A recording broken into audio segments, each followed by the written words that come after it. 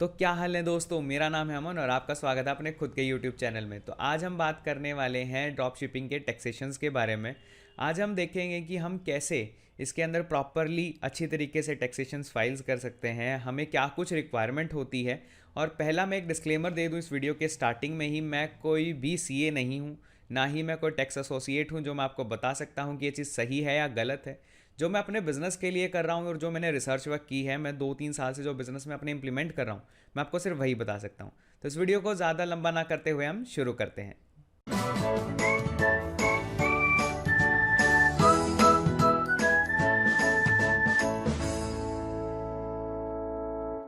तो अब शुरुआत करने से पहले मैं आपको एक चीज़ बता देता हूँ। मैंने जो देखा है, बहुत सारे लोग हैं जो 2-3 साल से या बहुत पहले से ही इस बिज़नेस में ऑप्ट किए हुए हैं और उनको पता ही नहीं है प्रॉपर टैक्सेशंस को फाइल कैसे करना है। टैक्सेशन का मतलब ये नहीं है कि भाई खाली जीएसटी फाइल करने की बातचीत चल रही है। टैक्सेशन फाइल करने का मतलब है कि आपको क्या कुछ डॉक्यूमेंट्स और प्रोवाइड करने पड़ते हैं अपने बिजनेस को प्रॉपरली और फिजिबली रन करने के लिए। एज़ यू नो कि हम सारा का सारा पैसा उठा रहे हैं बाहर से, जो हो सकता है UK, US, Canada, what ever the country जिसमें आप टारगेटिंग कर रहे हैं। मैं जिसकी प्राइमरली यूएस में टारगेटिंग करता हूँ, तो उसके लिए रहता है मोस्टली यूनाइटेड स्टेट्स के रूल्स। अब यूनाइटेड स्टेट्स के रूल्स के हिसाब से हमें टैक्सेशन फाइल नहीं करनी है क्योंकि हमारी एंटिटी यूएस में नहीं है। अब हमें करना क्या है, हमें अपनी कंपनी को रजिस्टर करना है। सबसे पहले रजिस्टर करने के लिए आपको चाहिए जीएसटी नंबर। अब हम पेपर पे देखते हैं हमें क्या कुछ चाहिए, बेसिक निटी ग्रिटीज़। और वही डिस्क्लेमर मैं आपको दे रहा हूँ, मैं कोई टैक्स एसोसिएट नहीं हूँ। आप अपने टैक्स एसोसिएट से सलाह लें, अपने सीए से सलाह लें। मैं सिर्फ आपको ये चीज़ बता सकता हूँ जो मैं कई सालों से करता आया हूँ और जो मैं अपने बिजनेस को फिजिबली रन करने के लिए करता हूँ। जो सबसे पहली चीज़ हमें चाहिए वो है हमारा करंट बैंक अकाउंट। अब करंट अकाउंट हमें चाहिए किस चीज़ के लिए? करंट अकाउंट चाहिए हमें पेमेंट रिसीव करने के लिए। अभी कई लोग कहेंगे कि भाई हम तो अपने सेविंग में ही रिसीव कर रहे हैं। सेविंग में कर लो, मेरे को कोई एतराज़ नहीं है, बट हो सकता है कि डीजीएफटी या जो भी गवर्निंग अथॉरिटी है उसको एतराज़ हो। क्योंकि अगर आप लेजिटिमेट बिजनेस रन करना चाहते हैं तो आपको चाहिए उसके लिए जीएसटी, और जीएसटी के लिए आपको चाहिए सबसे पहले करंट अकाउंट। मैं आपको जीएसटी के कोई डॉक्यूमेंट नहीं बता रहा हूँ, मैं आपको सिर्फ जस्ट एक फाइनलाइज व्यू दे रहा हूँ कि आपको क्या क्या चाहिए ड्रॉप शिपिंग बिजनेस को रन करने के लिए। तो आपको करंट अकाउंट चाहिए, फिर उसके साथ अपना पैन कार्ड हो गया, और बेसिक एक दो चीज़ें जो आपका वकील मांगेगा आप उसको दे दीजिएगा। उसके बाद आप अपना जीएसटी रजिस्ट्रेशन करा सकते हैं। जीएसटी रजिस्ट्रेशन बहुत ज़्यादा कंपलसरी है ड्रॉप शिपिंग बिजनेस के लिए, चाहे कोई भी बिजनेस हो, चाहे आप कोई भी बिजनेस कर रहे हैं उसके लिए जीएसटी रिक्वायर्ड है। अब मिसकंसेप्शन क्या आती है? मिसकंसेप्शन ये आती है भाई जीएसटी है ना, 20 लाख तक आपको कोई भी टैक्स पे नहीं करना है। ये बहुत बड़ी मिसकंसेप्शन है। ये सिर्फ उनके लिए अलाउड है जो ऑनलाइन ट्रेडिंग नहीं कर रहे हैं, ऑनलाइन सेल्स नहीं कर रहे हैं। अगर आप ऑनलाइन 1 रुपये का भी सामान बेचते हैं ना, तो आपको टैक्स भरना पड़ेगा। आप इस 20 लाख की फ्री लिमिट में नहीं है, आपको टैक्स पे करना ही करना पड़ेगा।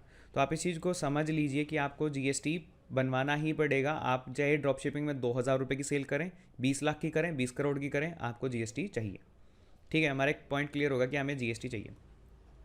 अब नाउ व्हाट, वैसे मेरी राइटिंग बहुत ख़राब है तो इसमें एडजस्ट कर लीजिएगा। तो अब हमें क्या चाहिए? अब हमें अपनी फ़ाइल करनी है रिटर्न्स। अब रिटर्न का स्ट्रक्चर आप अपने वकील से पूछ सकते हैं या सीए से, जिससे भी फाइल कराएंगे। मंथली होता है आपके में 3B, जिसको बोल देते हैं हम लोग GSTR 3B। फिर आपकी दूसरी जाती है R1, वो होती है आपकी क्वार्टरली। क्वार्टरली जाती है वो आपकी, मतलब 3 मंथ के अंदर आपका जाता है।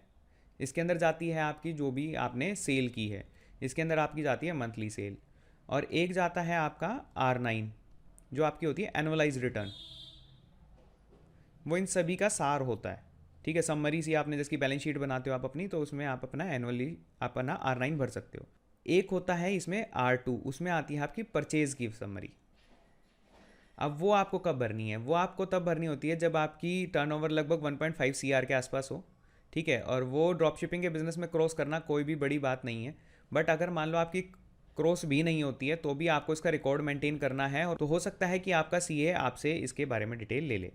तो अब हम चलते हैं, हमने देखा कि भाई सबसे पहले तो हमें कुछ बेसिक डॉक्यूमेंट चाहिए, उसके बिहाफ पे हम जीएसटी बनवा सकते हैं। और हम देखें तो उसके अंदर हमें टैक्सेशन फाइल करना पड़ेगा, 20 लाख की कोई लिमिट नहीं है, हमें टैक्स भरना ही भरना है। फिर हमने देखा कि कौन सी रिटर्न्स फाइल करनी है। महीने के अंदर 3B, क्वार्टरली R1 और R9 देनी है साल में। तो जब हमारा टर्नओवर, हो सकता है मैं यहाँ पे गलत हूँ, हो सकता है मैं गलत हूँ, ये 1.5 करोड़ का टर्नओवर की लिमिट ना हो, बट मेरे को जो इन्फॉर्मेशन है मैं उस हिसाब से आपको बता सकता हूँ। 1.5 CR है। तो मैं कोई एडवाइज़र नहीं हूँ, कोई मुझे आके नीचे मत बोलना कि भाई तुमने ये बता दिया, बट मैं ऐसे ही फाइल करता हूँ। R2 है, R2 जब आपको परचेज समरी देनी पड़ती है, उसके अंदर सारी डिटेल्स आती हैं, आपने क्या कुछ खरीदा है अपने सप्लायर से, ठीक है। अभी हमने बेसिक के बारे में बात कर लिया, अब हम एक एग्जांपल लेके देखते हैं, अगर हमारा कोई प्रोडक्ट सेल होता है तो हम उसको कैसे मैनेज करेंगे। अभी के लिए मान लीजिए मैंने एक $100 का प्रोडक्ट सेल किया, ठीक है, और मैं देखता हूँ कि भाई मेरी प्लेस ऑफ सप्लाई है यूएस, यूएस में मैंने अपना एक $100 का प्रोडक्ट बेचा है। अब उसके लिए क्या किया जाए। अब $100 का प्रोडक्ट बेचा है, अगर हम इंडिया में कुछ ₹100 की चीज़ बेचते हैं तो डिपेंड करता है वो कितने वेरिएबल में आती है। 5% जीएसटी में आती है, और ये 18% है आपका, 12% भी है, 28% है, किस वाले स्लैब के अंदर आपका फिट बैठती है वो। अब जो हमारा $100 का सप्लाई हुआ है, हम अगर ड्रॉप शिपिंग कर रहे हैं तो इंडिया में हमारी इन्वेंट्री तो है नहीं, हम क्या कर रहे हैं, चाइना से या यूएस की, यूएस से सामान हम बेच रहे हैं यूएस में ही। तो उसके लिए क्या है, हमारे पास प्रोडक्ट नहीं है, तो हम क्या कर रहे हैं, हम दे रहे हैं सर्विसेज, हम सर्विस ही तो प्रोवाइड कर रहे हैं। जैसे कि अमेज़ॉन हमें सेल करने के लिए एक सर्विस प्रोवाइड करता है एज ए सेलर, अगर आप सेल करते हैं अमेज़ॉन पे तो यू मस्ट बी नोइंग कि भाई आप सर्विसेज प्रोवाइड कर रहे हैं एज ए अमेज़ॉन, तो हम भी सर्विसेज ही प्रोवाइड कर रहे हैं। तो उसके ऊपर लगता है आपका 18% जीएसटी, एग्जैक्ट 18% जीएसटी लगता है। तो आपको अगर कोई भी $100 की सेल होगी तो आपको उसके ऊपर 18% जीएसटी देना पड़ेगा, जो हो जाता है $118। हो गया ना, 100 प्लस 18, बेसिक कैलकुलेशन, ठीक है। अब हमें भाई ये वाला टैक्स नहीं भरना, क्यों नहीं भरना, क्योंकि हम दे रहे हैं, एक्सपोर्ट कर रहे हैं ना हम सर्विसेज को, तो हम एक्सपोर्ट कर रहे हैं, हम इंडिया में तो सर्विसेज दे नहीं रहे। तो हम क्या करेंगे, हम दिखाएंगे सेल हुई है $100 की, जो हुई है एक्सपोर्ट ऑफ सर्विसेज के अंदर। ये कॉलम होता है 3B के अंदर, आप अपने सीए से पूछिएगा वो बता देगा आपको, एक्सपोर्ट ऑफ सर्विसेज के अंदर होता है। और उसके अंदर, सॉरी, एक्सपोर्ट ऑफ सर्विसेज के अंदर होता है, और इसके अंदर आपको दिखाना पड़ेगा कि भाई मैंने $100 की सेल की, बट वो नील रेटेड सप्लाई है, नील रेटेड सप्लाई है आपकी, वो नील रेटेड सप्लाई है, तो मतलब वो 0% जीएसटी फेच करेगा। करा तो आपने वही काम है, समझो, अगर आपको टैक्स पे करना है पहले तो आप टैक्स पे कर दो $18 का, $100 पे 18% आपने जीएसटी पे कर दिया, और उसको आप क्लेम कर सकते हो बाद में जीएसटी डिपार्टमेंट से। जो भाई गवर्नमेंट से एक बार पैसा दे दिया तो निकलवाना बहुत मुश्किल है, साफ स्पष्ट बात है, लग जाते हैं 6-8 महीने, ठीक है। तो आपको जीएसटी क्लेम करना पड़ेगा। अगर आपको जीएसटी पे ही नहीं करना, कि भाई मैं तो नहीं करना चाहता, तो उसके अंदर आप उसको एक्सपोर्ट ऑफ सर्विसेज में दिखाओ, और उसको नील रेटेड सप्लाई में आ जाएगा, वो आपका जो हो जाएगा 0% जीएसटी। तो आपका $100 की सेल पे आपको ₹1 भी जीएसटी नहीं देखना, और वो पूरा लीगल हो गया आपका। अगर आप इसको फाइल नहीं करोगे प्रॉपरली तो वो गलत है आपको, क्योंकि आपने पैसा जो लिया है वो फॉरेन से लिया है ना, आपका इंडिया का तो पैसा है नहीं कि भाई जो आपने $100 का सामान बेचा तो भाई उस पर जीएसटी नहीं दोगे, इंडिया में भी देना पड़ता है। अगर आप इंडिया में रेमिटेंस ले रहे हो तो अल्टीमेटली तो कन्वर्ट किस में हो रहा है, आईएनआर में हो रहा है ना।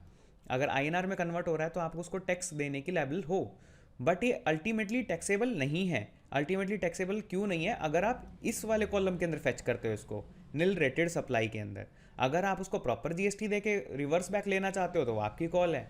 मैं ये वाला मेथड यूज़ करता हूँ। अभी मैं इसका दूसरा पार्ट भी बनाऊंगा, अभी के लिए इतना काफ़ी है मेरे हिसाब से, पहले आप इसको समझिए। इस वीडियो को अगर आपको नहीं समझ आ रहा है तो आप इसको 2 या 3 बार देखिए, आपको समझ आ जाएगा। फिर आप अपने सीए से बात कीजिए, वो आपको समझाएगा कि भाई हमने किया क्या है। हमने अभी तक, अगर हम समरी देखें तो हमने अभी तक देखा जाए तो अपना अकाउंट बनाया, करंट अकाउंट, ठीक है, पहली चीज़। दूसरी चीज़, हमने अपना बेसिक पैन कार्ड वैन कार्ड देके हमने अपना जीएसटी बनवा लिया, जीएसटी बनवा लिया। अब जीएसटी बनवा के हमें क्या करना है, हमें बनवा के करना है भाई, हमें सेल करनी है। अब हमें सेल्स कर ली हमने, सेल्स करने के लिए हमें जो भी टैक्सेशन फाइल करने पड़ेंगे, जो है R1, 3B और आपका R9। ये था क्वार्टरली, ये है मंथली, ये है एनुअली। अब आपको जो मंथली डाटा देना है, फॉर एग्जांपल आपकी $100 की सेल हुई तो उसके ऊपर बनता तो है आपका 18% जीएसटी के हिसाब से 18%, मतलब $18, बट वो हम देना नहीं चाहते क्योंकि हमारा प्रोडक्ट हुआ ही सेल किस में है, एक्सपोर्ट ऑफ सर्विसेज में, ठीक है। एक्सपोर्ट ऑफ सर्विसेज में हुआ है तो वो हो गया nil rated supply. Nil rated supply होते ही हमको भरना है $0 टैक्स। हमें ₹1 भी टैक्स नहीं भरना और वो सारा लीगल हो गया सौदा।